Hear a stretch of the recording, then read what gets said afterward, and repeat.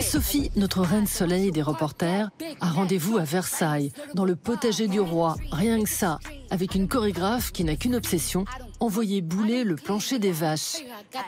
Depuis 15 ans, Maria Donata d'Urso met les codes de son art sans dessus-dessous, en bousculant l'espace, histoire de ne plus avoir à poser les pieds sur terre. Dis donc Maria, qu'est-ce que le sol a bien pu te faire pour qu'il se prenne un tel vent?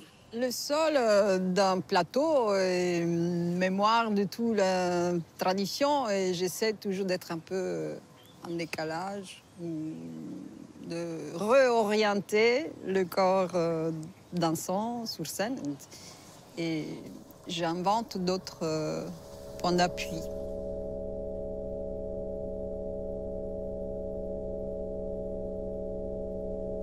En 2005, avec Collection particulière, Maria Donata d'Urso commence à interroger les surfaces sur lesquelles elle danse.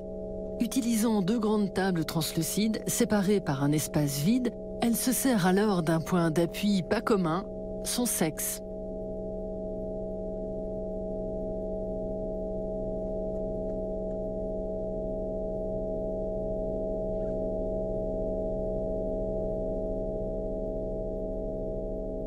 Le sexe, en fait, sépare le corps en deux symétries. Sexe, ça veut dire séparation, en plus. Et donc, cette table cachait mon sexe, mais aussi faisait que mon sexe pouvait s'appuyer. Et de là, tout le reste était libre. Et les 2 qualités entre le haut et le bas sont très différentes. Donc, en bas, c'est suspendu parce que ça ne touche rien, mais ça va vers... Ça fait jouer la gravité comme poids, comme force, mais sans appui. Et en haut, pour rester en équilibre, il y a toute la force de l'appui.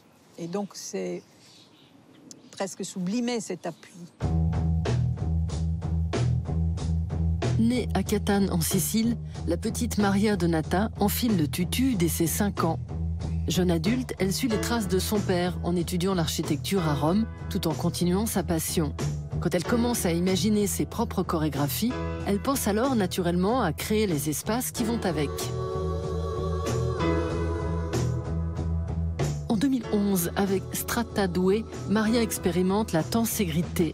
Dans les années 50, l'architecte écologiste Richard Buckminster Fuller popularise cette faculté d'une structure à se stabiliser par le jeu des forces de tension et de compression.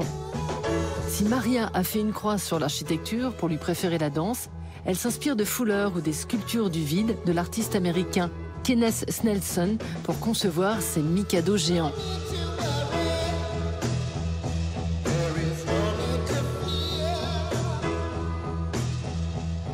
C'était impossible de faire les 2. Je l'ai fait pendant une courte période, mais c'était impossible.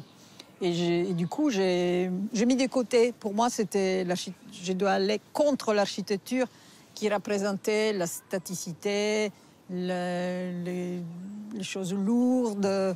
Moi, je voulais le mouvement, la légèreté. À l'invitation du festival Plastique Danse Flore, qui se tient dans le potager du roi, où réside l'École naturelle supérieure de paysage, Maria Donata d'Urso s'engage sur un nouveau terrain d'expérimentation, le vivant. Dans sa pièce Résidence en zone de timidité, elle s'acoquine avec des bactéries et des champignons qu'elle a cultivés elle-même lors d'une résidence artistique sur le site.